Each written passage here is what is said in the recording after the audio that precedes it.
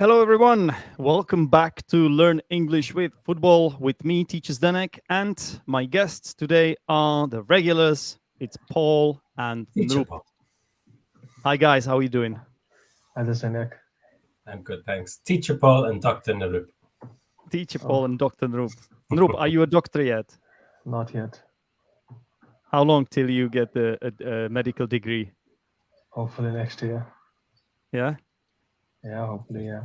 Wow, that's amazing. So, are you gonna start Yeah. treating patients immediately, or do you need like a few years to get some Definitely. practical I'll need lots of experience?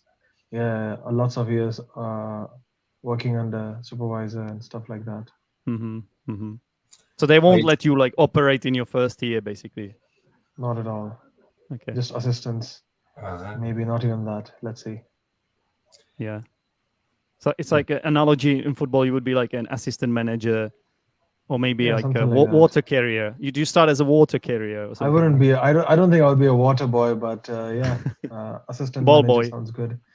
But no, definitely not a ball boy. Okay. You still want to be an optician? Not really, actually. Oh, didn't you tell us last time you wanted to be an optician? I did. Or... Not Yeah. an optician, an ophthalmologist. Oh, sorry. I thought. Okay, my bad. Optician is the one who owns the store. Oh, my bad. But yeah, it's okay. It's okay. Yeah, well, I don't know. I was just testing you, like if you much know of- what it oh, takes yeah, for definitely. your final exam. If you know the difference. Definitely. Okay. So what are you going for then, if not an I ophthalmologist? still have no idea. I'll just wait for 1 year, I guess. Once I go towards my, once I look at the opportunities and everything. But Yeah. but basically, your eyes have been opened, and you're open to Definitely. new opportunities now. Oh yes, for sure. Okay then. What about Paul? Paul, how are you doing, man? I'm good, thanks, Zdenek. So what Busy have with you life. been... I'm not becoming a doctor. Yeah.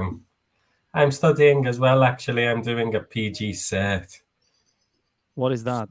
Another postgraduate qualification in Oh teaching. my wow. goodness. You're a busy bee. Yeah, I'm in module 3 of it, but I haven't started it yet. I've got a couple of jobs, as you know. I have 3 jobs at the moment. So that's why I haven't been posting so much recently. Obviously, Busy this with is a your... house extension. Yeah, I'm just Right. finishing off a house extension on the back of my house, new kitchen, dining, and a bedroom. I helped a little bit. I haven't done. Are you in the UK at the moment? I'm in the UK. Yeah. In Liverpool. Not Liverpool. No, I'm not. Near Stoke-on-Trent. I tell people I live near. I'm from Liverpool. I was in Liverpool yesterday playing in a charity football match. Did you win? We lost. It doesn't 2-1. matter. We In a won the charity penalty match, everyone shootout. is a winner, right? In a charity match. Oh, it was really good. It was against like a team I used to play for when I was younger, and then like the veterans played the current team. So it was against the current team who were really good, and the veterans who had some good players and not so good players. It was a good match. I'm also playing a bit five-a-side here now, but it's a bit strange. I don't know. The Vietnamese, I play with a lot of Vietnamese people. Some of them are excellent football players. There's one guy like who's better than everyone else by a mile, by a country mile. There's one thing that drives me kind of mad. You know, whenever a team scores, you know how the other team always has the kickoff. Yeah. So instead of like passing the ball from the kickoff, they have this weird tradition here that they will just sort of shoot at the goal from the halfway line. Yeah. And then we never score. Almost all, they never score. So we lose the ball. So they lose the ball. It drives me mad. I'm trying to explain to them that makes no sense. But it's hard because it's their tradition. They like to do it like that. But I don't understand. Yeah, the restart is different in different countries. Liverpool always kick it into the corner from every like restart from the kickoff. They kick it into the corner and try to get position, a bit like rugby. They try to get territory. They try to win an attacking throw-in or pick up a second ball. And I remember Roberto Martinez saying he couldn't believe that English teams did this. Just kick the ball to the other team, pretty much. Yeah. In Spain, people keep the ball, they pass it back, everybody gets a touch, they keep it, they try to build up like that. But in England, they don't. Well, Liverpool have never done that because I think it invites pressure. The other team would press, and the other team are pressing you. Liverpool try to kick it in near their goal and then press them. And what about how is it done in India then, Roop? How is football played in India? Are there any sort of deviations from how we understand football in Europe? From what I've seen, is it's very solo-ish. So like there's not much of team playing, as in you don't have 3-4 players just playing against. Yeah, there's always this one player who just wants to go solo, wants to dribble past multiple players. Dribbling past I don't know, maybe everyone. it's the Does it ever work? Not really, in my opinion. In my opinion, it's not a good way of playing football, and that's what I've seen in India and in Qatar. So I think teams like Vietnam and India, for example, because of the physicality difference, maybe not so much India, but they need to develop different styles of playing, don't they? It needs to be more creative somehow. Oh, you should go for something like what they do in Japan or South Korea, right? It's more like team based. Japan is like, very especially Japan, right? Especially Japan. Yeah, it's all about the team. And Japan is also very technical. Yeah, technical. They're very technical. Japan. Yeah, that's true. That's true. But to be honest, like I told you, like I've met some excellent players here. It's amazing. But maybe they just don't have that tactical awareness, or it's hard to explain, really. Yeah, it's physicality as well, I think. Some of them, not all of them. Some of them are well built as well. Like Liverpool and a lot of Premier League clubs are reaching out to Thailand and Vietnam and opening these academies, but there still isn't any Asian players let's say Southeast Asian players in the Premier League, and people are so passionate about football in these places. They love playing football. They play every day. They love it here. I think it's the sport number one here. I don't know what else it would be. It has to be football. Like everybody watches football here as well. They're crazy about it. So hopefully it will change in the future. Fingers crossed. But we are here to talk about the Premier League, of course, which has come to an end. And this is the very last. We're going to be discussing the very last game week 38, because that's how many matches every team in the Premier League plays in the Premier League. So 38. And that's what we are going to talk about. So we've got Paul for this, a Liverpool fan. His team finishing in the 5th place this time. Bit disappointing, and we're going to talk about that. And obviously we also have Noop, Arsenal. Also, I mean, they have come second, so this sounds amazing on paper, but considering how the season has been developing, I think this is a huge disappointment. So we're going to talk about that, and there are a few other things we can mention, like obviously the relegation battle and stuff like that. So let's jump right in with the matches we have seen.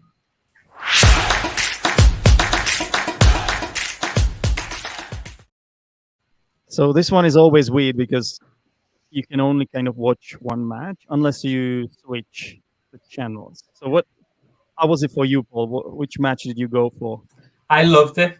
It would be great if matches were played at the same time every week. It seemed like a goal was happening every minute. Something was happening every minute. I thought it was great. Obviously, you've then got 6 days of non-football. I would hate it. But I liked it. It's done. It's the big build-up. The match is played. It's done. They drag it out, the football. It's on every night, and sometimes you don't feel like watching it. I only listened to the Everton match, actually, on the radio.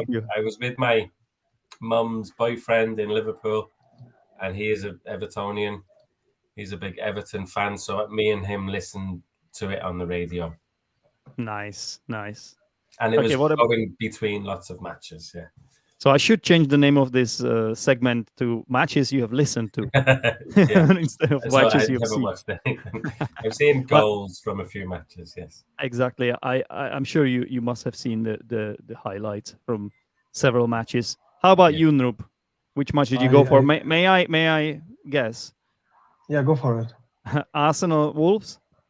Just half of it. I just watched the game until the first half, and after that, I knew the game was obvious, so I wanted to go for some spicy fixtures since it's the last day of Yeah, the league, and I switched to Everton versus Bournemouth, Mm. and yeah. yeah, I mean because it was a decider game, and yeah, I watched that. It was a nice, interesting game Yeah. just And because of the result. okay. And I started off with Leicester West Ham. And then I also switched to the Everton Bournemouth game. So Oh, Yeah. yeah, nice. I was It kind all of hinged on I that was game. I was trying to watch both matches, but it became obvious very quickly that Leeds couldn't do it, and I couldn't bring myself to watch Tottenham thrash Leeds anyway, just because of Tottenham. So yeah, Right. okay, so that's that out of the way. Now let's carry on with the biggest surprise.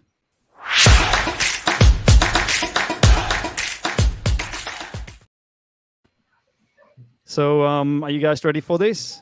I mean, I can Could you explain start if more you. about this? Does it mean like biggest surprise as in moment or the game or? Yeah, I think it's kind of I yeah. You have can do one. what you can say what you want. Really, usually it should be a game, Right. but if it's something else, I don't really care. Mhm. Yeah. So Right. I suppose Aston Villa for me and Unai Emery winning the last 7 matches and where they were when he started becoming their manager. Hmm. You would never expect they would finish No, 7th. It's 7th, so it's not amazing. They've qualified for the Conference League. It's I not, think they're happy. I think they're very happy but there. they're happy with that, aren't they? So yeah, Yeah. it's a European tour for the fans, and like I said, they're playing well. I think they won. They've won the last 7 matches. Incredible. They just barely made it as well, right? It was like obviously there was Tottenham pushing for it. Who else was there? It was Just Tottenham. Yeah, I think they. Tottenham. Yeah, Yeah, Tottenham. So they it was beat just Tottenham. So Tottenham finished 8th. Is that right? Yeah, I think Yeah, so. Tottenham and Brentford. Brentford were like 1 point behind Tottenham, so Yeah, Okay. yeah. Yeah. Okay, They've nice all- so it one. was between Villa, Brentford, and yeah, Tottenham. Okay. What was the biggest surprise of the week for you, Noob? For me, just looking at the teams that got relegated, Yeah. teams like Leicester and Leeds, just didn't expect those teams to get relegated. But then after looking at Arsenal losing to Forest, I really lost my hopes. It's like, okay, Leicester or Leeds, one of them will definitely go down. And then after looking at Everton winning against Bournemouth, I was like, okay, this is going to be really interesting. Yeah. It was It's till only the the last minute. second time I think that the 3 promoted teams have stayed up. Oh, that's true. Right. So it's Yeah, Nottingham. yeah. So it's Bournemouth, Nottingham Forest, Nottingham, Bournemouth, And and Fulham. yeah, Fulham. and Oh my God, that's Fulham have crazy. been good. Fulham, yeah. Yeah. It's only the That's- second time it's happened, I think, in the Premier League. Hmm. And well, except And for Nottingham Forest, I would say, well, Fulham definitely deservedly. Then who was the other team? Bournemouth. Bournemouth. They played really well. Like they just smashed it in spring. They were excellent. Maybe they kind of yeah, after they got a new Faded manager, away. they had a really good run. they faded away towards the end, but they didn't need to keep winning because they knew they are safe. And Nottingham Forest, well, at one point, it looked like they were going to go down actually, but then they turned it around as well. So Yeah. well done. Yeah. They've all done For me, really well. yeah. For me, the Sorry. biggest surprise, if I were to look at one result, it would be Leeds Tottenham 1-4. I didn't expect that Leeds wouldn't put up a fight like that. I just saw they capitulated. Like that's also Tottenham. I know I'm biased being an Arsenal fan, but still, like you have to do better against Tottenham. They have been really, really poor Spurs as of late.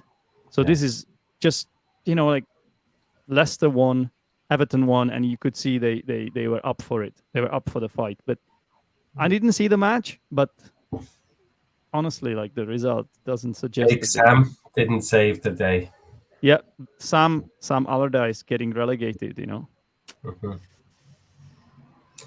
He's gonna. It was It's Jesse Marsh at the start, wasn't it? And then they had the Spanish guy for a bit, and then yeah. Spoiler alert for my villain of the week. I'll get to that later. But yeah, what do we do next? Game week highlights, I guess.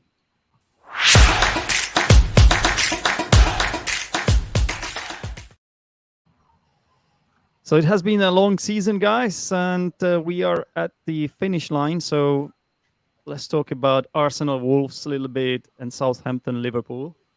So shall we start with Arsenal then? Yeah, let's go for it. Since I was the only person who watched it, I think I didn't expect Wolves to be this weak compared to us. And looking at the way how Xhaka he scored a brace, I really thought it was some sort of a charity match, considering it was his last game, arguably, and he's not known for scoring that many goals. It was just way too easy for him to score goals. And yeah, also at the same time, I didn't have high expectations from Arsenal. I thought we would probably win by a very small margin, looking at our run for the past few games, and also whenever Arsenal played the 30th game, we would always tend to bottle up things, or we would always lose or draw, basically drop points. But yeah, this was a proper comprehensive 5-0 domination, and I was really just happy with the way we ended. yeah, it was And good also to I was finish glad like to that. see the new. Yeah. Yeah, I don't want And, to sound mean, yeah. but I think it was an ideal opposition to make that happen as well. Mhm. I just thought like Wolves have been really, really not good enough this season. I'm actually surprised they didn't. Well, they were in the relegation battle as well, but not like were they ever at the bottom? I'm not sure. I don't know bottom when they three. got No, they were not. Lopetegui. How do you say his name? Julian, the Sevilla Julian manager. Lopetegui. Yeah, Lopetegui, I think. He's done yeah. well. All right. So would you say that Arsenal bottled it, Paul? Is that the expression you would use? Lots of people have said that, haven't they? I heard Narup say they bottled up, but yeah, have Arsenal bottled it? I think like dropping points to Liverpool when they were 2-0 up, I think that's not bottling it away from home. I think was it Southampton at home where you West where Ham. you but you did No, you drop Southampton. three? Well, we lost against Southampton. Did you Right, lose but or then draw? I think it was I a think we draw. lost. Or did We you lost I lose? think we against West lost Ham. against.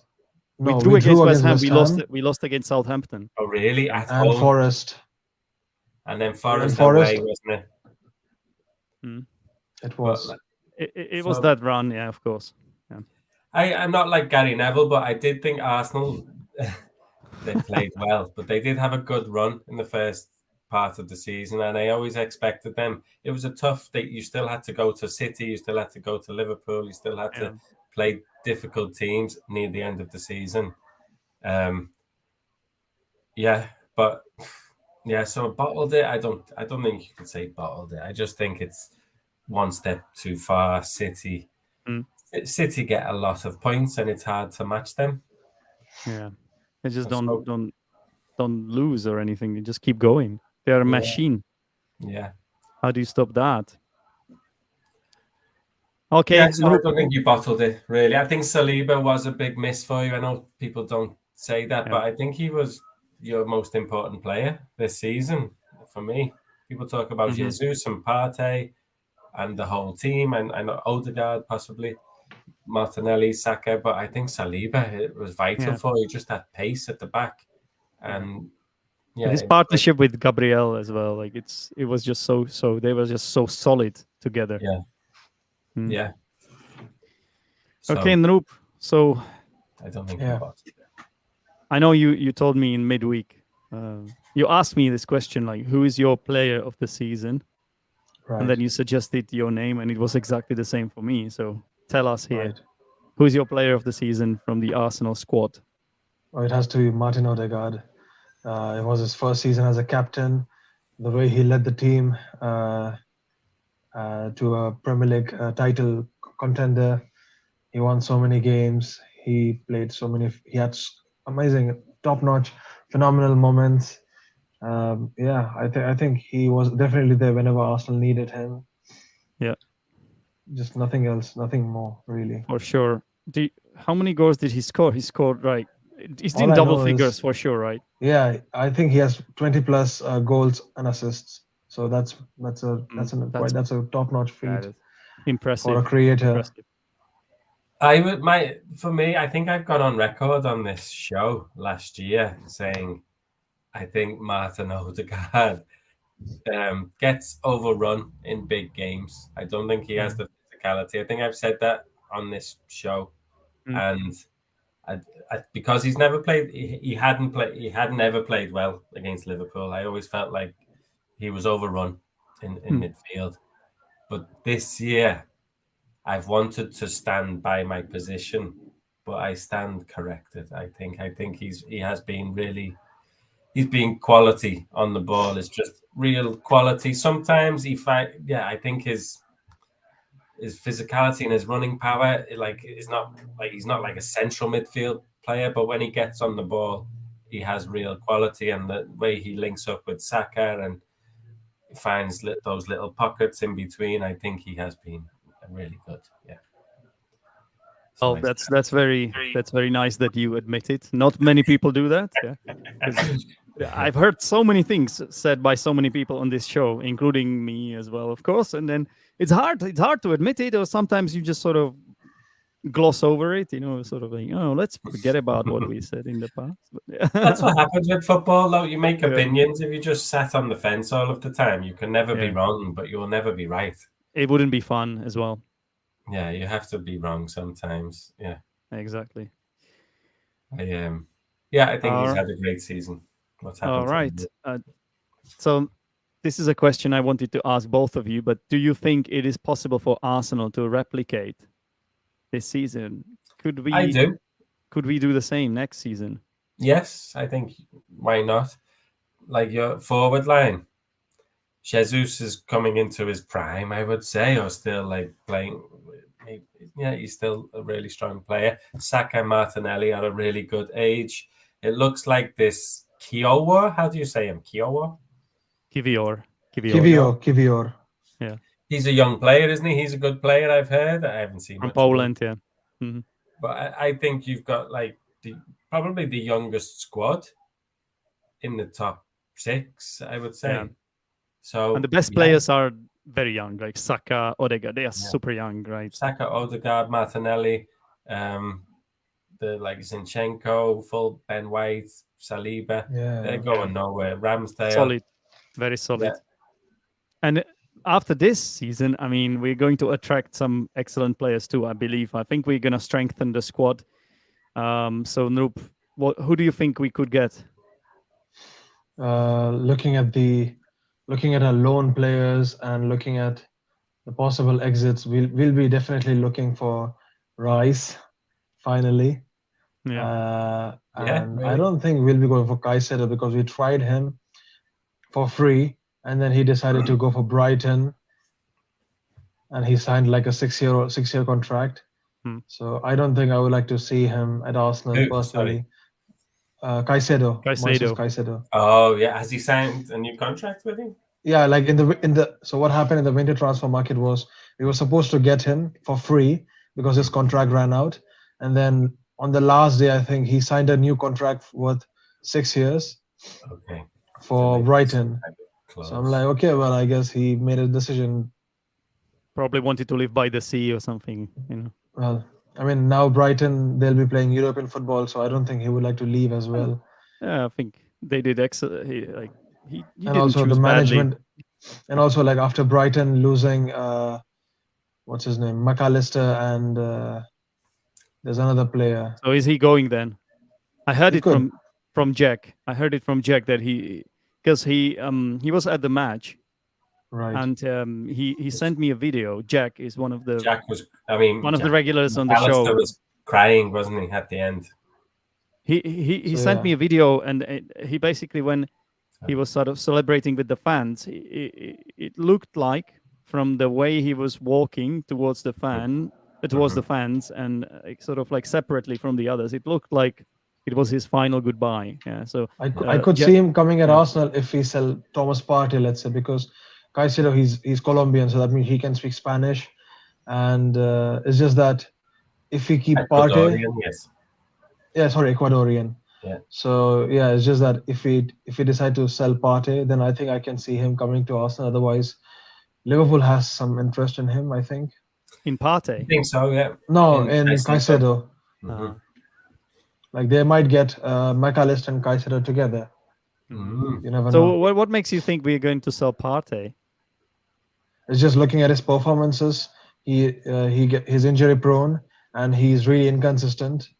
And I mean, whenever he plays well, he's really like top notch, like arguably one of the best defensive midfielders in the Premier League. But it's just that he's too inconsistent and he's injury prone, and that's why we lost so many games in the middle of the week, and we were playing what's his name, Fabio Vieira instead of him sometimes. Yeah. So yeah. Yeah. Okay. So I think Declan Rice, there is a good chance he might come to Arsenal, and really an amazing signing. I think so. Yeah. Yeah. Because if you we look hear at a lot of rumors about that. Because he's a left-footed defensive midfielder who can attack as well, and that's what Xhaka was playing this season. And looking at Xhaka's exit, Declan is Rice, going, right? Yeah. Yeah, he's going to Leverkusen. With the Xhaka, yeah. That's like Nrup mentioned that he scored 2 goals in his last game, so that was amazing. And then you sent me another video, remember, Nrup, of Arteta. He said that he's a good liar or something like that, because they asked him, the journalists asked him about Xhaka leaving, and he denied it or something. What was it? No, he was just maintaining a straight face. Oh yeah. He wanted to smile. He wanted to announce it, but he was trying really hard. But it was really obvious. Yeah. So Okay, yeah. fair enough. You know what happened last time he was about to leave? He literally had his suitcases packed. Yeah, everything was ready. He was going to Roma. He was ready, and then Arteta changed his mind and said, "You're not going anywhere." So maybe he's planning to do something similar, just for the shits and giggles. Well, it all depends on how our transfer window goes, because I think Elneny will leave. Then you have Xhaka, and then you have other midfielders. So yeah, you don't need many players, really, do you? I think you need to fill the squad positions. We also need fullbacks because we have been missing that. Tierney is getting injury prone. Tomiyasu is he's another Sagna, if you know him, Bakary Sagna. So he's something like that. Like on a good day he's phenomenal, but then he's so injury prone. He gets these calf injuries now and then. He has mistake in him as well. He sometimes makes bad mistakes, like the one he made against Manchester City. You will not forget about that, right? This is just a season-defining moment, possibly. Well, that was understandable, but still, in general, we cannot rely on him as a starter. I really wanted to see him as a starter, but then since he got the injury, Ben White took his position. Yeah, I like Tomiyasu though. I like him. I think he should stay, but I agree with you that. I don't mind if he fights for his spot, but yeah, it's not enough. Let's put it that way. Yeah. Yeah, he's not a starter every week, is he? Really? No, he isn't. But I think what we've seen in football, like Manchester City this year, they've played with Akanji and Ake. Yeah. And who would have John thought? Stones sometimes as fullbacks. These are big centre backs, really, playing as fullbacks. And I think football's developed a bit like that now. I think there's less attacking from the fullbacks. Manchester United play like that as well. And they just keep the 4 at the back. And it's so hard to break down. And they just let the 5 players attack up front and they keep the 5 players back. And it's so hard to break down. Yeah. So what I'm saying is, Tomiyasu or Ben White, they're not the best footballers in the world, but maybe you just need a fullback who is strong and physical, wins headers and stays back. Okay, then. Exactly. So Not Nurup, like that. can we win the league next season? Yeah, I mean, as of now, I think we have seen our potential, and I think our players, our club itself, we were really overwhelmed looking at our performances, Mm. and yeah, now we have realized that okay, we have found a new shell, a new. Basically we just broke our own shell, Yeah, and now our expectations are really high. yeah. But So yeah, don't you think it will tie our hands instead? Because everybody expects on the best. Like we got the hopes up for the yeah, well, fans. it can, but it's just that I think. Judging from our players and looking at how our squad has been, we have been Yeah, quite united in general, as in all the players, same age group, Arteta handling him. yeah, So I think it's perfect. yeah, We yeah. It should be looks good. fine. We should be fine. I still think we need to strengthen the squad, though. In my opinion, We like there's definitely not enough should. squad depth. Like we could see, Yeah, like when some key players got injured, always when you look at City, like you cannot compare that. Like yeah, if let's say three players from City get injured, like even if it's someone like Haaland or De Bruyne, they have players to replace Mm. them, and that's the difference for me. I agree Yeah. with you. So you bought Trossard, didn't you? Yeah, So that's Yeah, a, and he's a good signing, good player, but maybe a couple more players like that, just to who could maybe push the first 11. yep, yeah, exactly. I think you will go close again. Mm. Maybe, yeah. It's about the mentality as well. I don't like. So Liverpool got close to Manchester City, lost out by 1 point, getting 97 points, and then the year after we won the league, we You beat won them. during exactly. the COVID times, right? It wasn't Yeah, during COVID time. It was the it COVID was. time was the last 5 matches. We'd won the league before we You, stopped for COVID. No, the no points one. that we amassed before it went behind closed doors, nobody reached that points. So we won the league in front of fans, really. It I'm was not the trying to next season that was the COVID season. Most of that season was played with no fans. I'm not trying Following. to diss it. I didn't mean it like that. I was just trying to remind myself when you won. So Yeah, it but wasn't the COVID season. well, No. but what we have to say is that you have been the team out of all teams who managed to challenge City, right, in the last few Yeah, years. Like we Yeah. cannot say the same about Manchester United or Chelsea consistently. It has been you in the recent years. So yeah. that's maybe why this year um, looks a bit disappointing from that point of view. So how would you assess it, Paul? Yeah, I never felt. I've said many times I didn't feel Liverpool would have a good year this year. Yeah. But as Mo Salah tweeted the other day, we were good enough to qualify for Champions League. Like we had the squad and the Mm, players and the mm. managers at the start of the season, and that hasn't happened. So it is a disappointing season. We were poor in the cups, in the Champions League. We went 2-0 up against Real Madrid. Yeah. But in the Champions League, we were okay. We won 5 out of 6 matches in the group stage. We only lost the first match against Napoli, but beat them in the return. Like we got like 15 points. But if we had topped that group, we would have been in a nice side of the draw. I think we would be in the final now, Yep. because it would have been against the Italian team, Mm. like against AC Milan, Inter Milan, Benfica. So in the Champions League, we were unlucky. We were poor against Real Madrid in Anfield after going 2-0 up. In the league, we have really struggled. Sometimes we've played well when we've needed to. We've played well. We've beat Manchester City twice this season. Really? Not home and away. Yeah, We lost away. I mean, we beat Yeah, them yeah, in yeah. Charity Yeah. Shield, the Community charity Shield. sheet. Yeah, Mm-hmm, Beat them mm-hmm. at home. We beat Manchester United 7-0. Beat Everton twice. Yeah, Like yeah. Didn't you also beat Bournemouth 9-0? Was it this beat season? Bournemouth 9-0. Yeah. Those are unforgettable results, and yet you finished in the 5th place behind Yeah. Newcastle United. So it's a bit of a crazy season for you. And I think you lost it in the first half of the season. I thought the second half of the season was much better.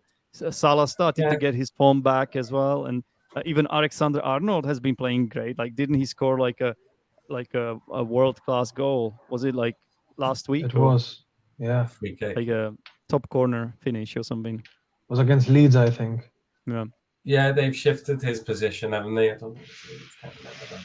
But slightly they've tweaked his position Mm-hmm. to play more like how Pep Guardiola has the fullbacks playing. Mm-hmm. So yeah, I'm not getting carried away though. I don't think we are there yet. I don't like we won the last 7 games and then drew yesterday. I know we lost it. I know we drew the last 2. We drew against Aston Villa at home, and then but previous to that we had won the 7 games before that. But they were against teams that we should have won. We had a tough start to the season, I thought, like tough matches. I always said this, and so the matches that we have won recently, you expect Liverpool to win those matches. No. I still think when we played Aston Villa, who are quite a good team, we didn't look so good, I thought. So I still think there's a lot more work to do. I don't think like we will be back challenging Manchester City next year unless something radical happens. But let's hope you challenge for the Champions League at least, and you are in a strong position. Well, we should say something about that final match as well. You said you didn't really watch it, but I assume you have seen the highlights at least. So yeah, somehow Southampton, the team that has been relegated for a long time, managed to hold you to a draw 4-4, which sounds like amazing match for neutrals. But what happened there? So it showed the importance of Alisson as well. So Alisson didn't play, Van Dijk didn't play, Konate didn't play. We had like a different back four and keeper, the young Irish keeper. So and he conceded. Liverpool have always conceded chances in every match this year, but Alisson has managed to save. Yeah, I think he's the highest like expected goals, saver, whatever, how they work that out. But highest in terms of the chances of scoring a goal as well. Yeah, so any one-on-ones or anything like that. So he has saved Liverpool. He has probably been Liverpool's player of the season. And so he never played yesterday. So we conceded 4 goals. Joe Gomez and Matip were centre-backs. We conceded 4 goals. We scored 4 goals because we can score goals. Salah has still had a good season. But you were in a position that you couldn't get into the Champions League. Like it was over. Like, it was over when we drew against Aston Villa. Yeah. So that's why Klopp decided to rotate the squad because it didn't matter at all. Nobody could take over us. Nobody could go above us. We couldn't lose a position. So it was a bit of a dead rubber. Dead rubber, yeah. That's a nice expression. And Paul, do you still think Klopp is the man? Because I was really thinking that Klopp should have left at the end of the season after looking at his performances in the first, I don't know, let's say 60% of the season. The way how of course, you had lots of injuries in the middle of the season, but still with the players that you had, with the strategy that you guys used, it was really subpar for Liverpool standards. Yeah, I do think it was Klopp. Partly to blame. You mentioned injuries, but I think he has always played 4-3-3 and always this gegenpressing, or however you say it. Yeah. And I think football's evolved slightly. Like 2 seasons ago, almost every team was playing 4-3-3. Yeah. Steven Gerrard was playing the similar 4-3-3 with Aston Villa this year, and he was getting found out and losing matches with good players. I think, and that's what's happened to Liverpool. When we lose the ball, we were too exposed. We had like Harvey Elliott in midfield, and he's a good player, but he was too exposed in a midfield 3. Yeah. So, and that's Klopp, and he has admitted himself that maybe we need to change. We cannot play that type of pressing game anymore. So we have, and we've become a bit more boring to watch. Definitely, we dominate the ball but go nowhere. Because Trent comes inside, we're just passing it, little passes. A bit more like Manchester City last year, a more technical team. We've always dominated possession, but we've become a bit more, I don't know if the word is technical, but like little passes, left sideways pass. Sideways, definitely.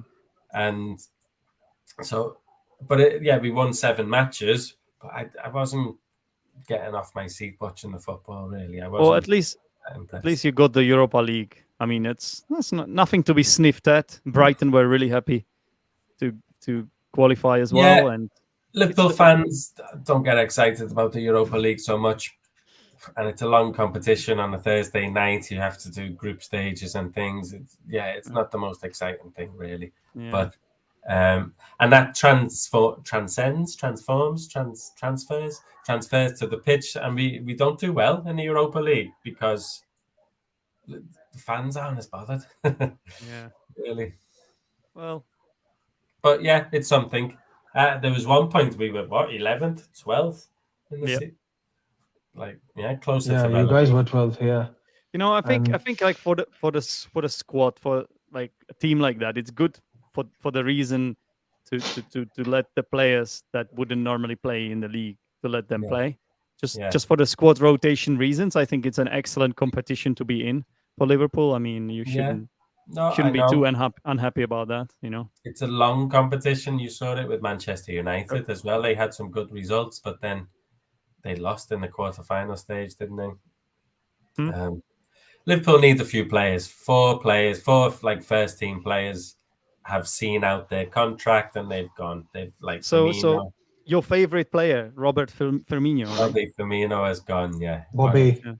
Bobby scored a goal in his last game as well, didn't he? He scored a nice goal. He did.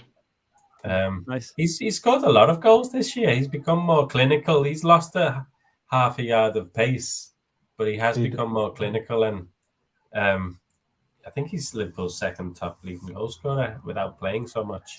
Still wasn't enough to offer him a new contract then.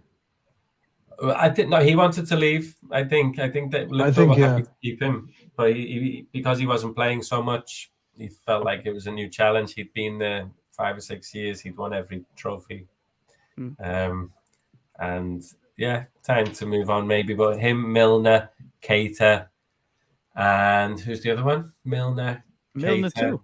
Oxlade-Chamberlain. Oh yeah, Oxlade-Chamberlain. So they have all seen and out Arthur as well. Arthur's didn't play a game. He's going back. Yes. So that's 4 midfielders that we are down. So who are you after? Wijnaldum. So who are you after now? And then McAllister. There's talk of McAllister signing, and then we've chased Jude Bellingham for 1 year, didn't we? It was a bit embarrassing, Jordan Henderson, and talking about him, kissing him at England training. Yeah, those things were really funny and cringe at the same time. The banter was too much until Real Madrid finally decided, okay, we're gonna start our move. Yeah. So Liverpool got priced out of the move. It became too expensive. But Liverpool have a budget. I'd say we have 200 million. Liverpool do spend money. It's not like we don't spend money, but you are not City every few years. So we spent money when we got Coutinho. We bought Alisson and Van Dijk and a few players. I think this year we need to spend money, and I think we have about 200 million. McAllister, not Bellingham. I think we'd love Bellingham, but it's not going to happen. It looks like Real Madrid. And he wants to play Champions League football, considering Dortmund's position this time. So, sad that, wasn't it? Mason Mount. Oh yeah, he could be a good choice. Mount. Actually, Declan Rice as well, possibly. Those type of players are being mentioned. Any midfielder is being mentioned. I think we will end up with McAllister possibly, and then a few. Caicedo probably. I think some players from the German league. That one for is it Leipzig? Szoboszlai maybe. Yeah, the Hungarian. Yeah, Dominic Szoboszlai. I like him. I think we might sign him. A couple of players like that. And Klopp will make them into superstars next year. Okay, so Klopp's position still secure. Yeah, I think he has admitted that the 4-3-3 has had to evolve. We don't have the players for that. So, and I don't think it's that we don't have the players. I think that system, as football goes in cycles, doesn't it? And I think that system has just kind of come to the end, and it's now this new system in play. And teams like Manchester United are getting success, and even by sitting deep and being compact, and then breaking a bit more. So it's beating this 4-3-3 quite easily. So, Klopp is still the man. It's a big season. isn't it? It's a big season. If it doesn't go well, it will. You cannot. Yeah, if it doesn't go well, What does it mean going well for you then? Is it well, it's back securing in the the Champions. Champions League, That's being it. That's it. Champions League Back in football? the Okay. Champions League, a good run. Mm-hmm. The cups, like the FA Cup, Carabao Cup, always Yeah. nice, I suppose. But like, you don't keep your job if you win the Carabao Cup and finish 5th. No. Yeah. Yeah. Yeah. Well, fingers crossed then. Yeah. And okay, let's talk about the relegation battle a little bit then. So obviously we've got Southampton, Leicester, and Leeds going down. Everton have saved themselves in their final game. 1-0 win over Bournemouth at Goodison Park. And I know your cousin is a Oh Everton yeah, I saw supporter. all the Ste, is his pictures name from Ste? him. Ste, yeah, Ste or Ste. Ste, yeah. So he His has whole been on family, this his brother, channel his before. mum. So what does he say about this then? Oh, he's buzzing. Yeah. So like, I was texting him before. I saw all the photos that he was tagged in from yesterday.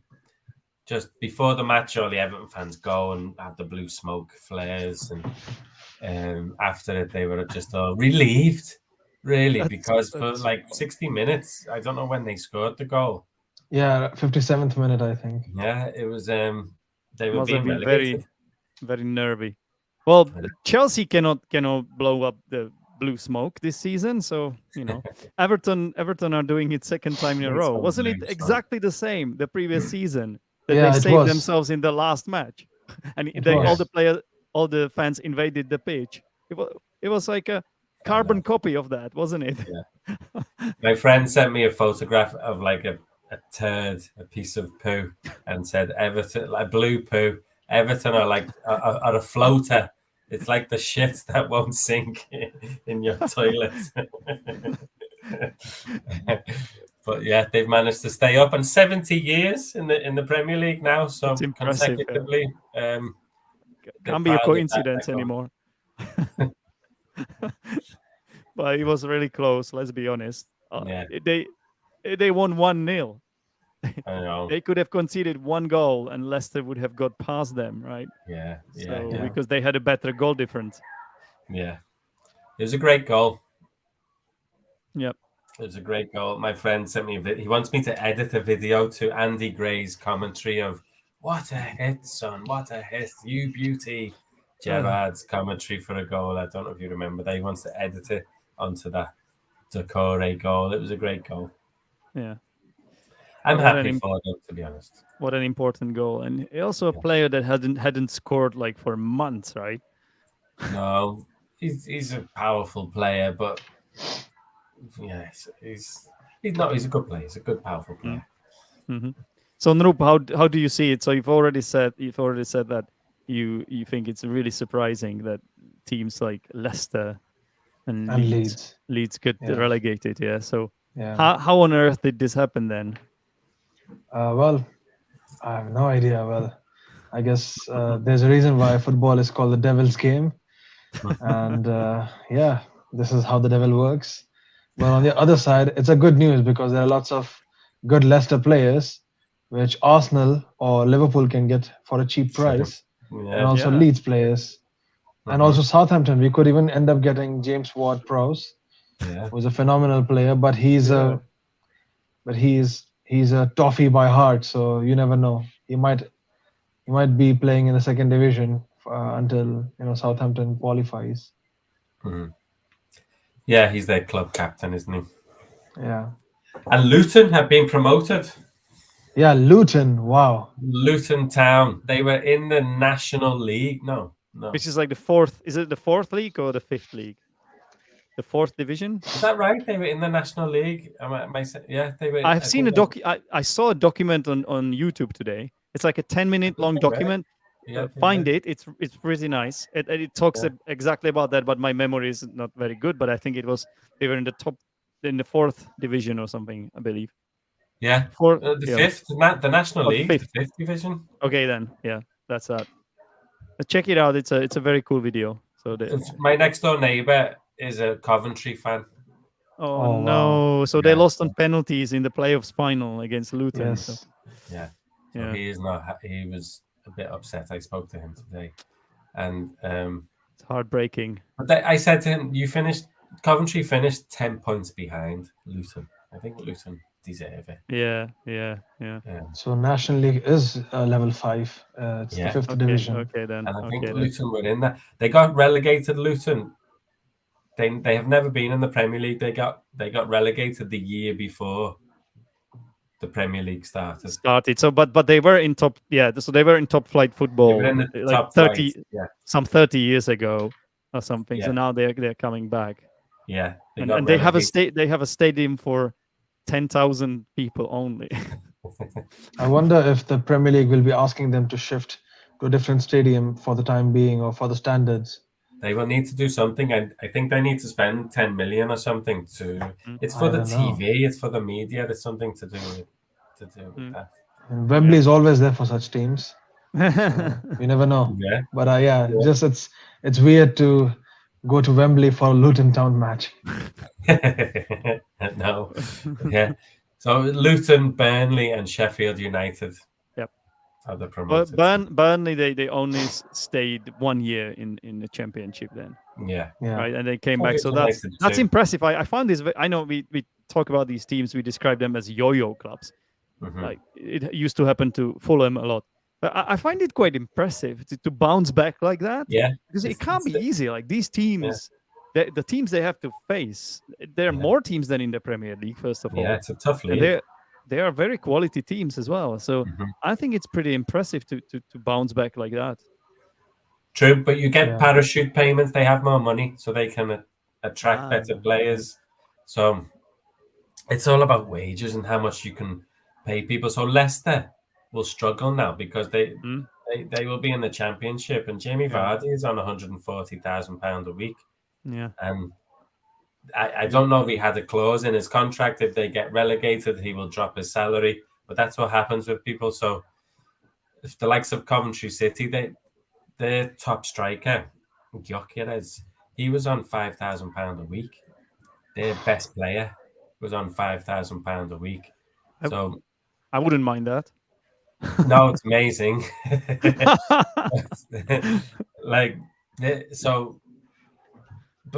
So Leicester, for example, and teams like that, and Everton, if they got relegated, their players are on like £50,000 a week. Some of them on over £100,000 a week, and it's just unsustainable. They're gonna go. Like, I don't know if anyone will be interested in Vardy though. It looks like his days are numbered. Yeah, so he might could even retire. You never know. Yeah. Yeah. But they Yeah, cannot he's an afford unexpected to pay him. guy. Yeah. But someone like Tielemans, I can't see him staying. No. And Yeah, others, definitely. Tielemans, Maddison. Madison, Maybe he might leave. I mean, he's a player that has ambitions to be in the England team, Yeah. right? So he cannot stay there. I think he will leave. Yeah. He's Barnes certain maybe to as leave. well. Barnes, he's linked with West Ham. Harvey Barnes. Really? He's Really? good. Yep. Nice. There's even Castan, Faze. Soyuncu has gone to Madrid, Atletico Madrid. Really? So his deal was decided weeks ago. But yeah, and then you have So let me ask you this: so do you think had Kasper Schmeichel stayed, would they stay up? Would they have stayed up? Sorry, can I answer, Naru? I was talking about this the other day. I think their keeper is not very good. Yeah, and it's so important to have a good keeper. And they never signed a new keeper in January when they should have. But I also thought Kasper Schmeichel was struggling a little last year. I know he has been an amazing keeper. I also there's a reason why he has left. He loved Leicester. I don't know. Is it just he won the Premier League with them? Yeah, I know he's been amazing for them. I just felt like last year, and he's a great keeper. Don't get me wrong. Yeah. So to answer your question, probably not. Yeah, I agree with you. If he had stayed, I don't think they would be relegated. Well, it only came down to centre backs. It was they only got relegated by 2 points, right? So all it might have taken was just one save or something, keepers turn like draws into wins, and the keepers are so important. And I think, if he had stayed, they would be up. Yeah, I agree.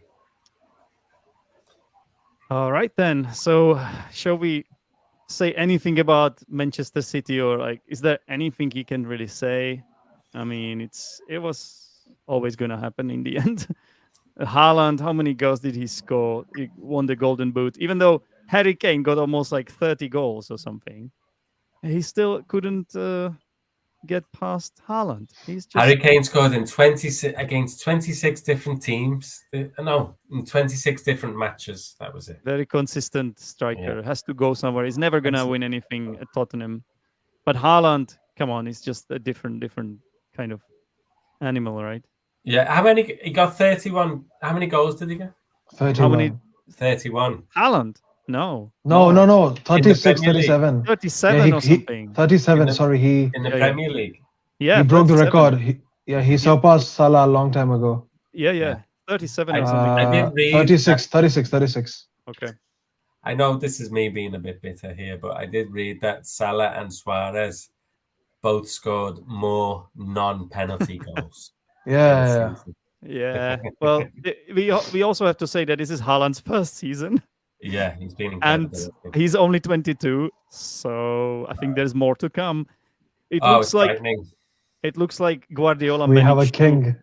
It looks like Guardiola managed to keep his ego, like under So no one's control, gonna- which is something that everybody was afraid wouldn't happen. So there's more to come from him, I think. I'm afraid. Yeah, did you watch the Real Madrid match? I did. Yeah. They were really good. For 30 minutes, they were No chance. unbelievable. But Real Madrid were poor, I think. Their tactics were poor. Ancelotti just sitting. But I think Inter are shaking now, I think. Yeah, but Inter can do it. I think Inter have a good midfield. I think Inter can do it. Come on, Inter. Come on, Inter.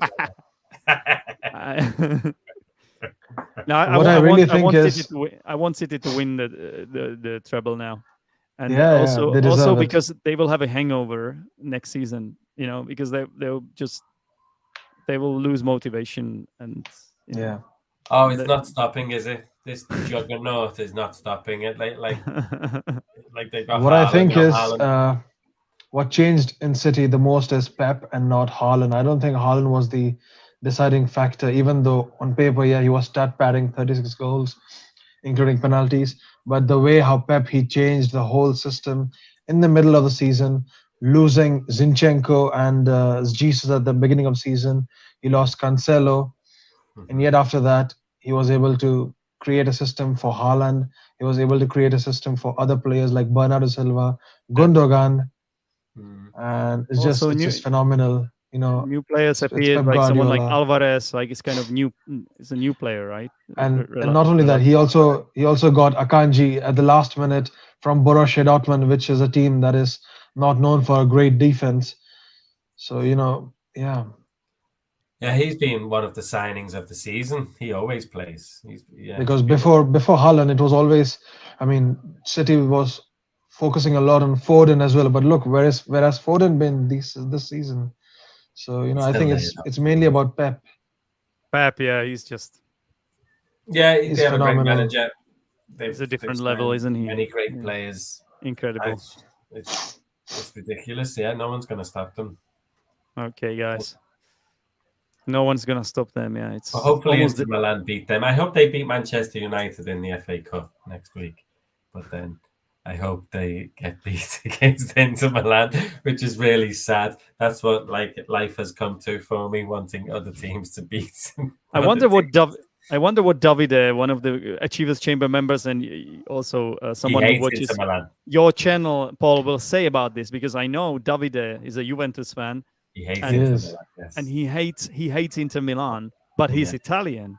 So does it mean that he's not going to support Inter, or I wonder what he's going to say. I think if he you're should. watching us, leave a comment. We want to know what you're going to do. I don't think that he is. Yeah. I imagine he wants, as Narup was going to say. What do you think, Narup? For David or for me? For David. I think he's going to support Italy. At the end of the day. What's I thought? I think so too. He hates. No, he There's no wants City to chance. win. No, no, no, no. Well, No. He like he hates Inter Milan more than I hate Manchester City. Yeah, but really. So, still, like, after looking at the way Napoli created a huge, I don't know, impact in the European football, and both the Milan teams they created a good impact in the European football as well. Right now, we have Roma, who's in the Europa League final. I think, yeah, I think he would like an Italian treble. When you think of it. maybe I don't know though. I don't know. It's the fierce rivals. It's like me wanting Right. Manchester United to win the Champions League. Yeah, That's I know. something I know what you I mean. never do that. Unthinkable. Yeah. All right, guys, let's have a look at our heroes and villains of the week as well, quickly. Yeah.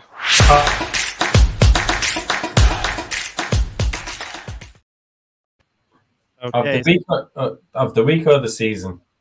of the week, and then we can Of do the the week. season as well if you guys want. Oh, that's gonna be tough. So let me start. So for the week, my hero would be none other than Doucouré, because he saved Everton from relegation, and I think it was a big game. It was a big. I think it was the most intense game of the week, considering both the teams they were about to be relegated, or it was just an intense game, and with such pressure, the way how he handled, okay, worth it. I will make it very Um, easy. I yeah. completely agree with you. It's my hero of the week as well. Okay. Yeah, mine too. Oh wow. Villain of the week. Clean sweep. Villain Yeah, of the week? let's just move on to the. Okay, don't we want to do the hero of the season then? Okay. First? Okay, yeah, go for it. So who would like to start? For me, it'll be Arteta, Mikel Arteta. It has to be the way the expectations the club had, the amount of pressure he had after bottling. I don't know. I mean, Arsenal have been really poor for the past 3-4 seasons, especially towards the end of the season, where we were always bottled to other teams and let Tottenham get the European competition. Mhm. And yeah, like the way he handled everything, exits, entries of new players. I think he's my hero. Even Okay. even if Thanks. he bottled it officially, he's still my hero. He came Yeah. second. I think Arsenal fans still love Arteta, no? You Yeah. cannot Yeah, blame yeah, yeah. Arteta for anything. Absolutely, absolutely. It has What to be about you, Paul? Haaland, isn't it? I think all the goals he scored. I just find him quite funny as well, the way he plays football. He doesn't really dive so much. I like that he gets into Yeah, little yeah, yeah, yeah, tussles yeah, yeah. with defenders, and I've enjoyed City this season, to be honest. Me too. More than any. More than before, because of Yeah, I think Haaland brought that physicality and it's more And also direct. the And energy. yeah, I love his energy. I like it too. Yeah. yeah. So I think love his interviews as well. Like whenever he's like swears and it's just so awkward in the interviews. And yeah, you never know if he's just taking the piss or if he's just that bad at Yeah. doing interviews. You he's just funny. don't know. I like him. It Yeah. is so super funny, yeah. Mhm. So I'm actually torn between Haaland and Guardiola. So just to be different, I'm gonna give it to Guardiola for the reasons we have already described. I just think there was a lot of pressure on him, and he was always chasing Arsenal, and it wasn't easy, especially because of he had so many players in the World Cup as well, and then just the way he just managed to get past Arsenal. I know Arsenal, but we could argue that Arsenal bottled it, but in the match against Arsenal, they beat them, right? City beat us. He's incredible. He's not likable though.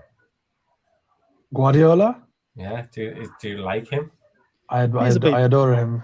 I've been following him ever since his Barcelona days. I used to follow him in his Bayern Munich days as well. It's just, for me, he's the modern day manager who's my role model. Magician. Yeah, it's just Magician. Would you the like way he him? changes the Would whole. you like to have conversations with him? Would you like Yeah, to be in yeah. the room with him? Exactly. I- Yes. I As would. long as he doesn't smoke. I don't like smokers. So yeah, I don't want him to smoke the cigar, or I don't want him to, because I feel like sometimes the way he behaves, I feel like he takes drugs or something. Maybe. It's like he sniffs a lot. I'm like, why do you sniff a lot? Are you sniffing something? Oh, he's a winner, isn't he? I don't think he's a good He is. laugh. I don't think he would be good to have No, to share a no, bottle of wine with. It'd be quite no. intense. I mean, the way he parties, yeah. But I'd love to have a footballing conversation with him. But I would really like to have a special mention to Eddie Howe. I really thought one of you guys would have mentioned him because, come on, Newcastle, the way he handled it. Yeah. Newcastle didn't come fourth because of money or because of some sort of some Little bit. interior. No, I Yeah. don't think so. It was just, I think it was Eddie Howe and the players he scouted and the players he brought in. Yeah, they deserve Yeah. credit for sure. They Absolutely. do. And going back to Guardiola, I agree with Paul.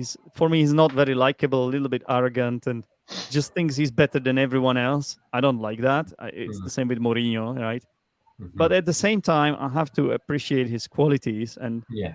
just the way he managed to turn it around, just the way he just makes his team work so well. It's so impressive and just Yeah, it's that sheer desire, and as you say, he Yeah. makes his players work, doesn't he? Like so hard. And Jack And Grealish has been outstanding this year. oh yeah, that has been like such a revelation this season. Jack Grealish, oh my god, Yeah. so good, so much better than the previous season as well. Like wow, Jack Yeah. Grealish, Rodri, and Gundogan. Oh my God! Yeah, these two, the midfielder base, basically the whole midfield, yeah. the way he has changed everything. Wow. Yeah, but it's that hunger to win from Guardiola, isn't it? He Okay. doesn't rest on his laurels. It's not like, okay, we've won a match or we played brilliantly. It's like how to improve every match, and like, yeah, he doesn't relax. He can't relax. He's won everything. Maybe if he wins the Champions League, they might relax. As Zdenek said, there might be a bit of a celebratory kind of atmosphere. Yeah, we can relax a little bit, and it might give teams Complacent. You get complacent. That's the word. Sometimes Yeah. it happens. So if you keep winning everything, it just becomes sort of normal for you, and you don't have that extra X factor because you always think that nothing can happen. But that's like when it happens, right? I think Liverpool got complacent. Sorry to go back to Liverpool, but they did live. So we were on for the quadruple, and then we didn't win the two big ones. Very close, but didn't win them. But we still had a big parade after it, and everyone was like, "Wow, well done, team!" Because that's what Liverpool fans are like. And so maybe there was a complacency. It should have been like, let's go again, one more, you never won type of thing. It was kind of, we came close and we did enough and the fans were happy. Yeah. So in a few matches we were definitely complacent, definitely. Yeah, I think it's like a psychological factor that we I really cannot don't think City will be having a complacent season next if they win everything. Because after looking at United or Ferguson's legacy, I still think Pep would be looking for those, I don't know, 15 titles, 10 Yeah, titles. he doesn't get complacent, does he? No. That's all. Yeah. Not really. But I still hope it will happen, but it doesn't happen with him. Yeah, you're right. Okay, guys, villains. Let's take a look at villains now, okay? Yeah.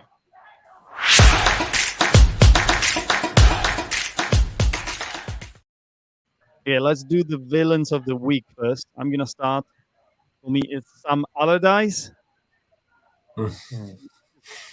Losing to Tottenham 1-4 is just not good enough.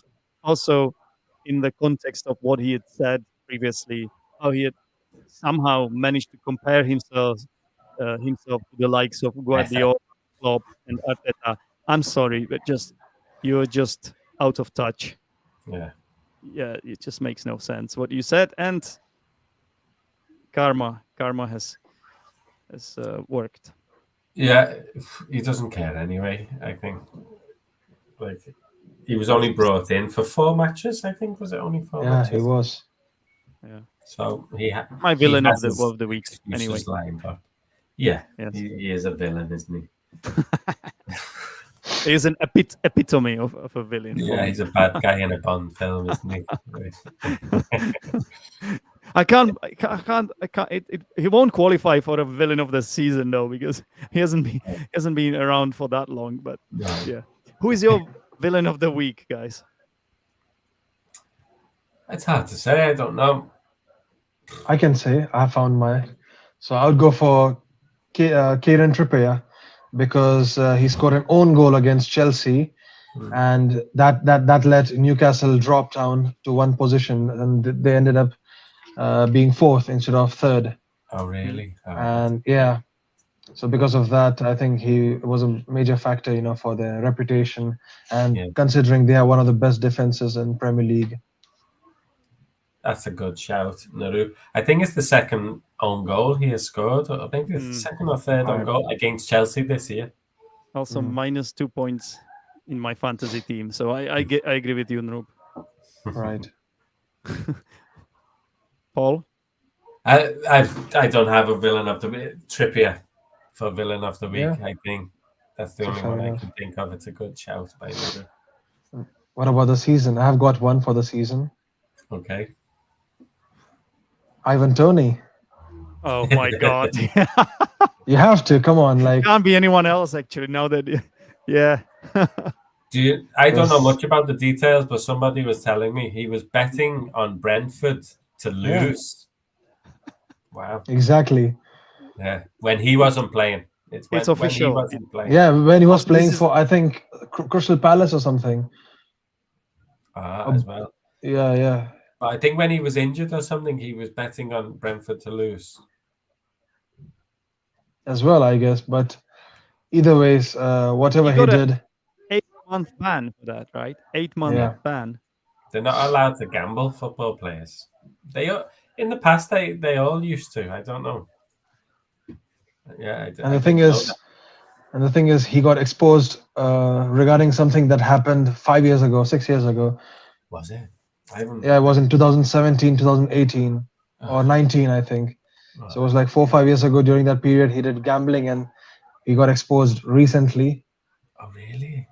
I Yeah, feel sorry for him. It's not. yeah, you do. It's only gambling. But then He's not- whatever he It's- did, I mean, It's not as It's not- serious as something that what Greenwood did, right? Or even the Kurt Zuma kicking the cat. I mean, is it? I don't know. But it's No, it's it's quite not. bad though. It's quite bad though, isn't it? As well. No, I It's think quite- gambling's fine.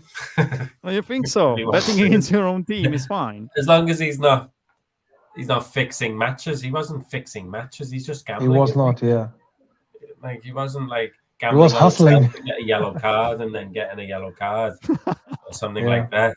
It Yeah. just Come on. happens. Like the amount of money these players get, the least they could do is just not bet on against their own team. No, It's that's so just- easy to bet, isn't it? It's I think they train in the morning. They have lots of free time. Money. Lots of football players are gamblers, They have a lot of Used- money as well. and they have a lot of money. So it Just doesn't a bet matter if they bet lose. on tennis or box or something. But why do you bet? But you know about football. I think it would be so tempting. I don't see it as being such a big crime. If he was fixing matches or like betting on himself, like I said, then yeah. But betting on a football match, nah, it's okay. Okay, my villain of the season is, I don't know his name, but is the Chelsea owner. Todd Boehly. Todd Bowley. I'm sorry, but it's just my villain of the week.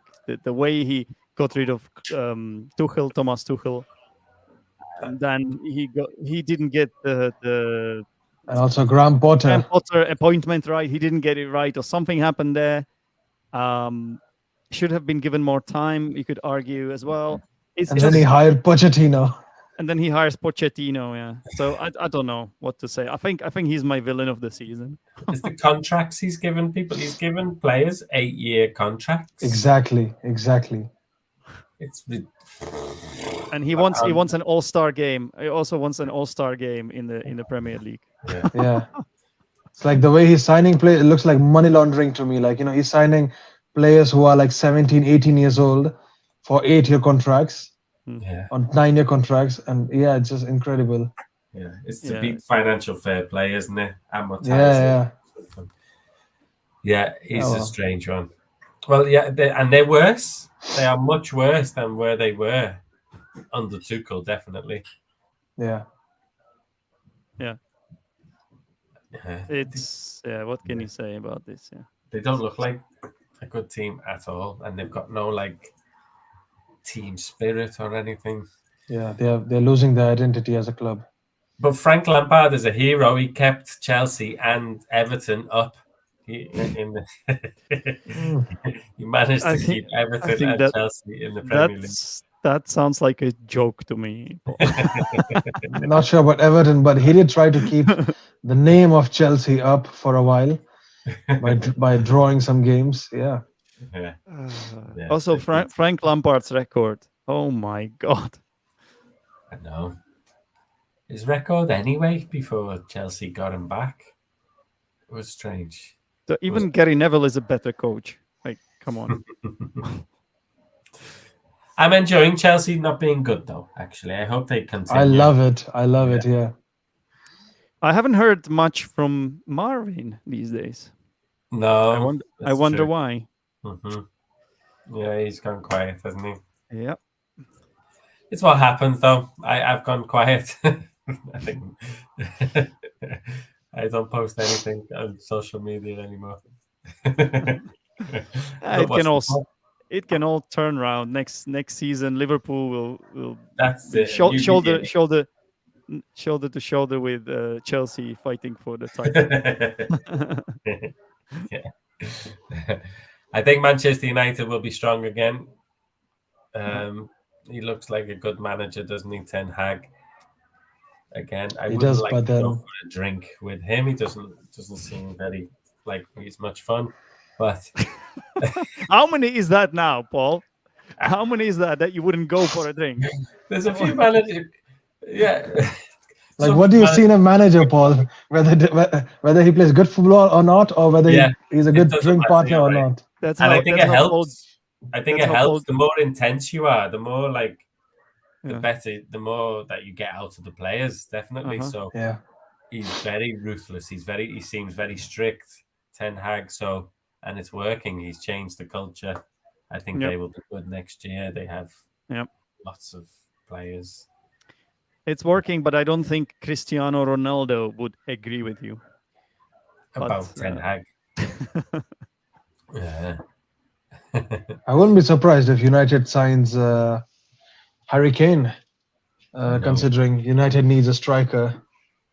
Yeah, that's the player. That might be an issue actually if that happens. I think United might be there and thereabout when that happens because he's he is that differential Harry Kane. Yeah, so. This season's been one of the best seasons for him, I think, that I've seen. Just his all-round play. But it's an underrated that, season. Yeah, I watched a goal compilation of him recently. He scored so many good goals throughout his career. Yeah. It's all different kinds of goals. He's unbelievable, actually. Still winning nothing though. Yeah. So, all right then. Okay, Paul, did you tell us your villain of the season, or I can't remember? I can't think of him. Ten Hag. No. He's got like a Charles Dickens bad guy name as well. Ten Hag. Is it? Are you giving the villain of the week to the manager just because you can't imagine going for a beer with him, Paul? You need to find a better reason than that. This doesn't sound very legit, man. I can't think. You mentioned some good ones about Kurt Zuma. Didn't that happen last season though? Was it? I think so, yeah. Mason Greenwood was last season, wasn't it? That was last season as well, yeah. As well. I think I like Noob's choice though. Like it's a very nice choice and good reason for that as well. I can't think of one. Well, Maguire didn't play this season, so we can't even pick Harry Maguire. Yeah. Well, the World Cup was in the middle of the season, wasn't it? Yeah. As well. It was. It's just strange. Yeah, I felt it was a long season actually. Yeah, I'm welcoming the break as a Liverpool fan. Villain of the season for Liverpool. I can't. No, I'm not going to throw any player under the bus. I don't want to do that. Yeah. Probably Oxlade. Oxlade. He hasn't played, has he? I've wanted him to play. Yeah, like he's pretty useless. He's That's why we let him go from Arsenal. Yeah. He was actually quite good when we let him go, though. He was good for Liverpool for the first few years. but he hasn't played the past 2 years. Klopp just hasn't picked him. There's been times where he's played like a couple of youngsters ahead of him, like Bajcetic. Yeah, there's been a few players. Klopp didn't fancy him. No, Not in that sexual sense, but like, as a yeah, as in he didn't You want could to go for pick him. you could go for Brendan Rodgers. I mean, with the Yeah. Leicester team he had, he didn't get Um, sacked. He had so much of trust, Yeah, and yeah, he could have yeah, survived. yeah. That would be a good shout. Yeah, and he's quite arrogant, isn't he? I think he said, "I And would you have know him more than us. yeah. Yeah, he's just Well- got one. I think as Leicester found out, he's a good manager and he gets teams playing good football. But then Would he you have cannot really impact the match, and then it's the same the week after. And he's a bit. His personality is a bit. Would you, Paul? Would you have beer? Would you have a beer with him? I would actually, yeah. I'd have a beer with him. Well, Yeah, but he's not. Yeah, he's one-dimensional as a manager, I think. That's showing more my character, isn't it? I suppose.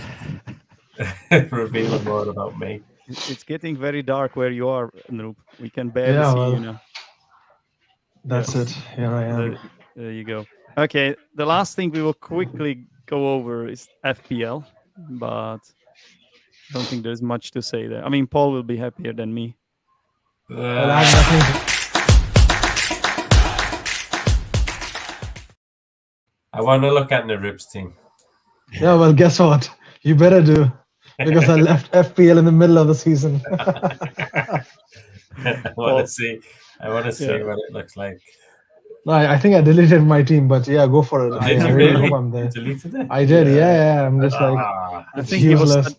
I think he It was was just- studying for his. It was a exam. hack, like you just have Haaland, and that's it. You just get like 30 points every season, every Yeah. game. I didn't Where pick are you, Haaland. Noop? Just, I'm not there. I think I remember you texted me got- one day. You You got deleted his relegated. You got relegated mid-season. Oh, not yeah. Come on. My team got disbanded.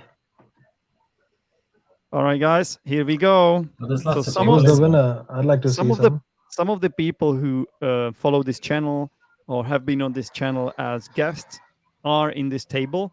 So let's slowly go up. Leontes, For example, It's like Leontes has got the No, wooden it's like- spoon.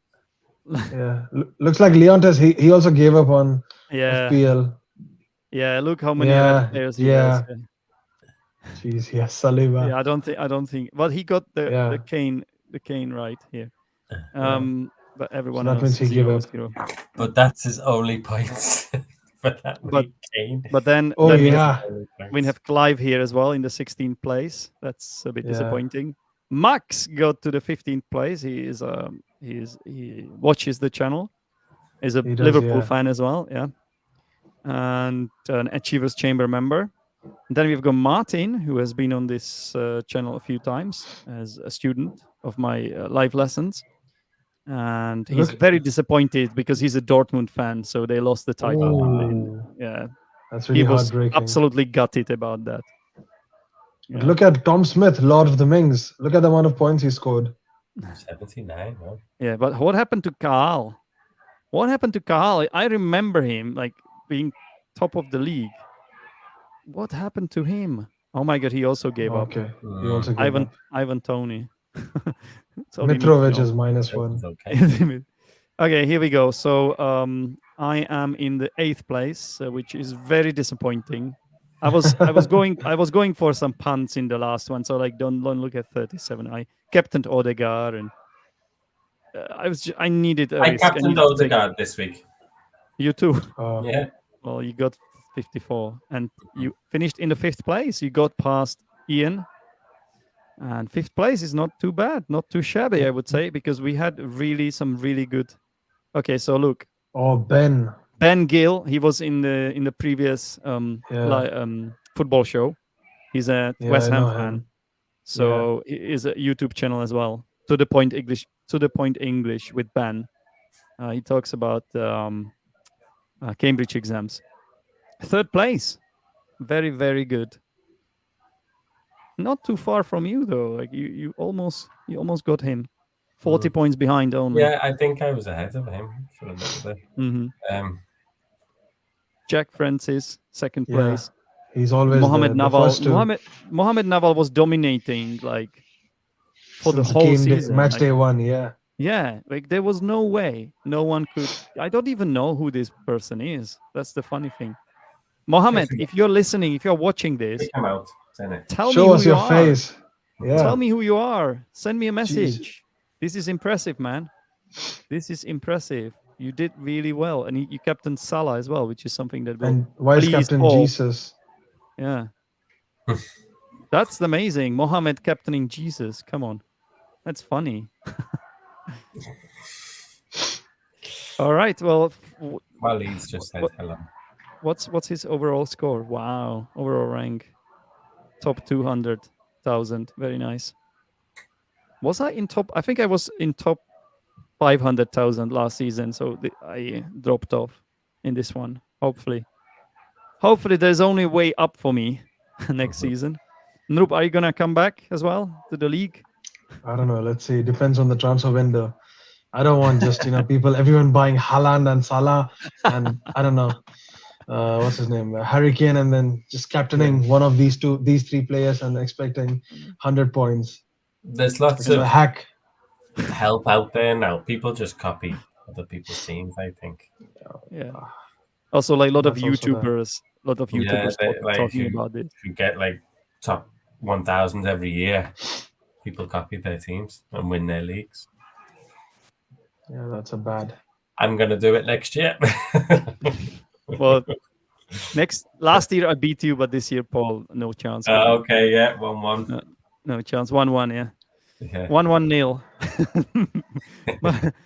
But Noop wasn't around the previous season, so I don't think it counts. It was a first season which lasted half a season. I think we can have a fresh start next season. Yeah, it's like signing for Guardiola. You need a season to get used to it, and then next season you will shine.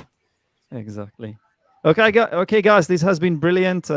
Even though I don't record these shows every week anymore because I don't have that much time, but I would like to keep these up because it's always fun to talk about football. And indeed, Walid says, "Hello, guys. Hi, Walid.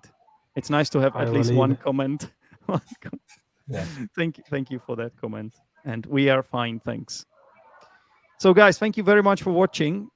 If you would like to give this show a like, it would be highly appreciated. And Paul, Noop, you guys have a good summer, I guess. Yeah, you too, Zdenek. Yeah, let's hope our teams do well next season. Good luck. Yeah, we'll be back next year. And stay healthy, folks. Take care. Yep. And if we don't, take care. We have you to help us because you only need one more year, and then you are a doctor. I have a problem with my eyes, actually. Oh yeah. I was going to ask you at the start, but not now. Yeah. Cool. Yep. Okay. Take care, guys. Signing off, lads. See you, Zdenek. See you, Narup. Take care. Take care, folks. Bye-bye.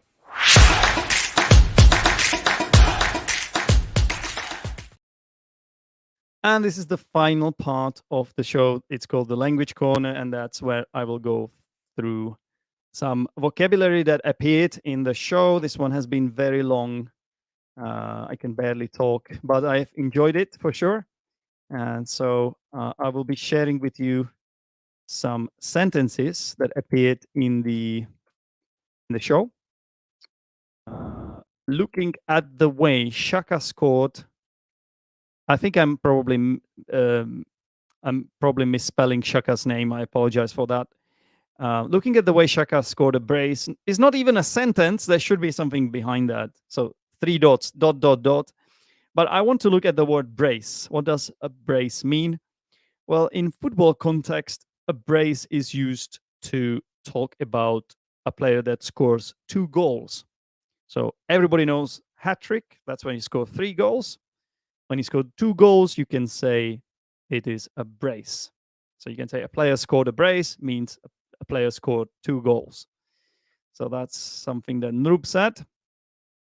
And then we have been using this verb to bottle something, which is British English slang, essentially. Have Arsenal bottled it? So if you bottle something, it means that usually you are doing really well and it looks like you are going to win, but then you make mistakes. And you lose in the last moment because you're frightened, or you just get scared or something. You fail in the end, even though you are in a good position. You fail, so it's on you. It's your fault. You are to blame because you couldn't hold the nerve or something. Yeah, so that's to bottle it. And we have been using this verb throughout the show. And one of the questions was, have Arsenal bottled it? So yeah, I think Noop said that they have. I also think they kind of have, but Paul said it might have been a bit unfair on Arsenal to use this expression because it sounds quite strong. If you bottle it, it's like you fail. You fail miserably, really. Okay, Saliba was a big miss. I think this is quite a straightforward expression, but I want to have a look at it anyway because we usually use the word miss as a verb, right? If you miss someone, it means like you want this person to be here. Maybe you haven't seen this person for a long time. Often it's used in relationships. A girl would say to his boy, or boy to his girl, "I miss you," right? You can also miss the bus, of course, but you can also miss the penalty, right? So it's used in a lot of different ways, but here it's used as a noun, which is, I guess, less common. So if someone is a big miss or was a big miss, it means you have missed this player. Saliba got injured, and he wasn't available for the last, I don't know, 15 matches or something, and we missed him. Arsenal missed him, and maybe it was him. It was his absence that decided the league in the end. So he was a huge miss for sure. Okay, moving on. I wanted to stand. This is a nice expression. Paul said, "I wanted to stand by my position, um, but this year I stand corrected." So Paul was talking about Martin Odegaard, the Arsenal captain, and he said that he hadn't really liked him so much. He didn't think he was good enough. But this year he stands corrected, which means he has to admit that everyone else was right, or the people who thought that Odegaard was a good player were right. Maybe someone like Nrup and me. And he has to admit that we were right, because he has been excellent, or he was, because the season is over. He was excellent this season. So if you stand corrected, you have to sort of admit, or you it's not about the admitting. You sort of, it's like a formal phrase. I'm gonna actually Google it to give you a better definition. It's exactly what I said.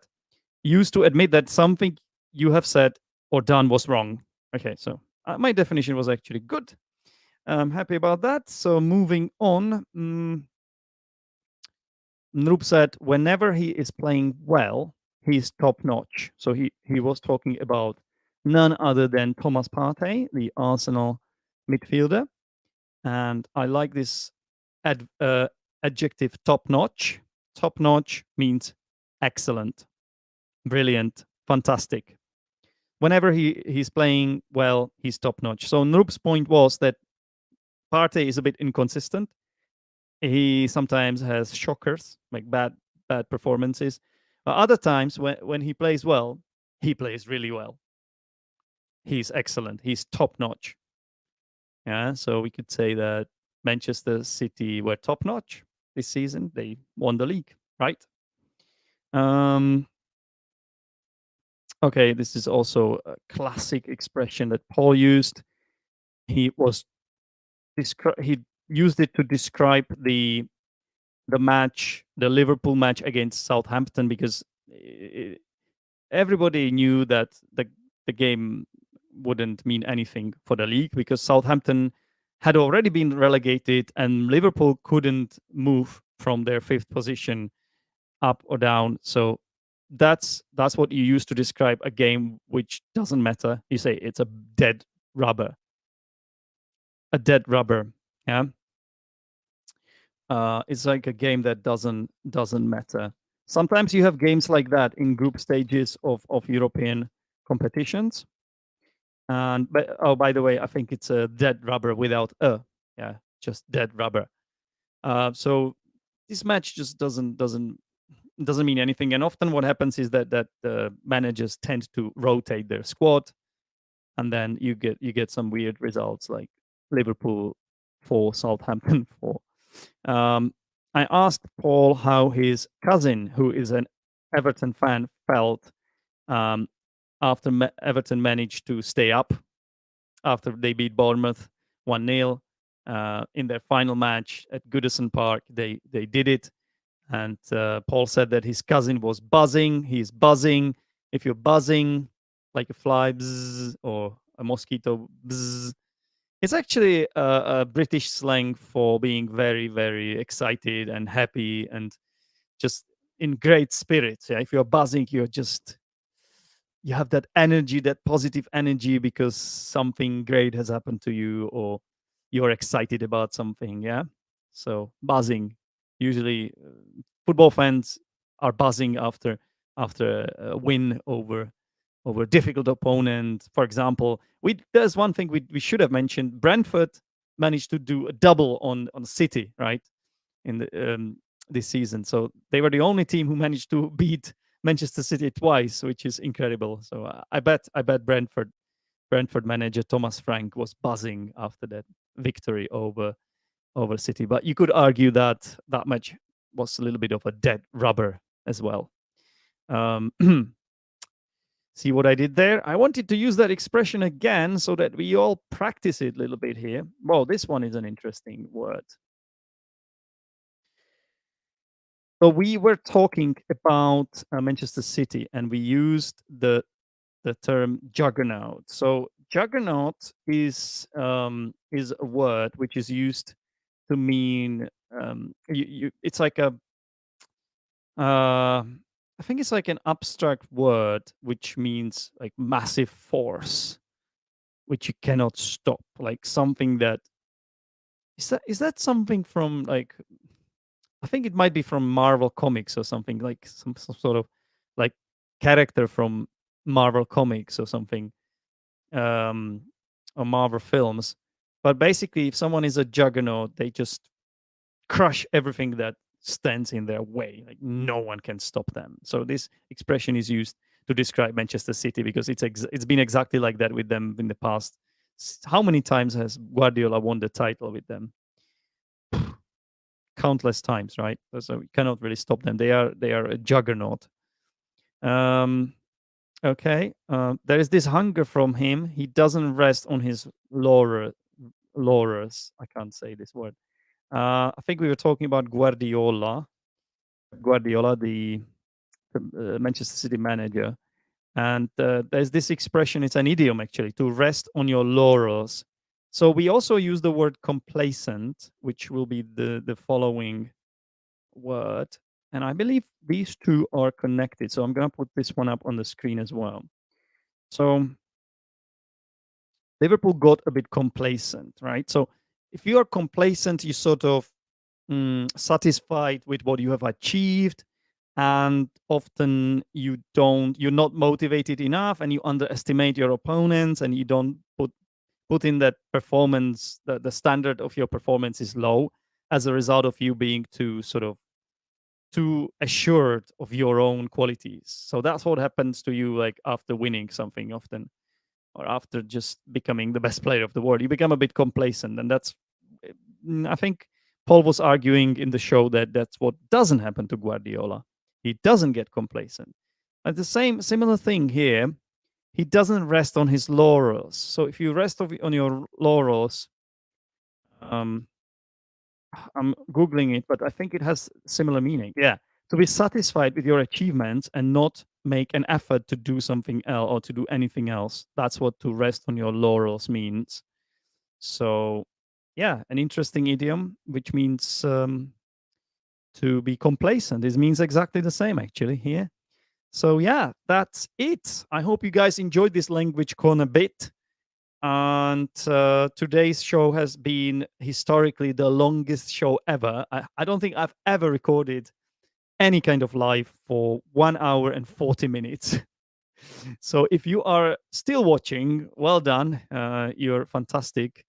And I think it's time for me to go now. So thank you very much for watching. If this is your first time watching, don't forget to hit that subscribe button. And yeah, leave a comment as well. It's nice to hear from you. I want to know who is watching this, because I know as a creator, I also have a podcast called The Next English Podcast. And I know that a lot of people listen to it, but only a fraction of those people actually talk to me. Like they send me an email or message on social media. And I bet it's very similar here on YouTube. So only a fraction of people actually talk to me. So it's very nice to hear from Walid, for example, yeah, because it's the first time I see him here. So I just want to say, if you've never left a comment, maybe it's time to do it now. Please leave a comment. It's gonna be really great if you do. Okay, that's all from me, guys, and I'm sure I will be back with the football show, but for now, I'm taking a break until the Premier League comes back.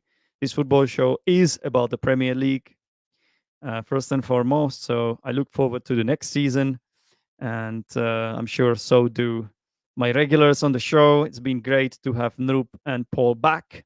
Hopefully, we get some more new faces as well, which is always nice to freshen things up a bit.